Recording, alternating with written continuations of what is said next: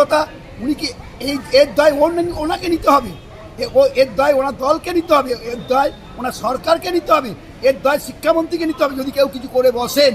এবং আমি তো বলবো যে সমস্ত চাকরি প্রার্থীরা যাদের চাকরি চলে যাচ্ছে, যাদেরকে যারা চাকরি তাদের মধ্যে দুর্নীতির বিষয় উঠে এসছে, তাদের উচিত, মমতা ব্যানার্জি তাদের উচিত তার পার্টি ফান্ড থেকে তাদের কম্পেনসেশন দেওয়া অথবা ব্যবস্থা গ্রহণ করা, এবং তাদের উচিত যে হচ্ছে গিয়ে তৃণমূলের নেতাদের ধরা, কেন তাদের এই অবস্থার মধ্যে ফেললেন, তারা দুর্নীতির জায়গায় নিয়ে গেলেন।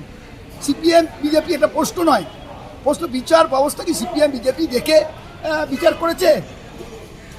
আজকে বিকাশ রঞ্জন ভট্টাচার্যর কাছে হচ্ছে গিয়ে যারা প্রার্থী তারা এসছেন, যারা সঠিকভাবে চাকরি দেওয়া হয়নি, তারা দেখেছে দুর্নীতি, তিনি মামলা করেছেন, দীর্ঘ মামলার মধ্য দিয়ে এই রায় এসছে।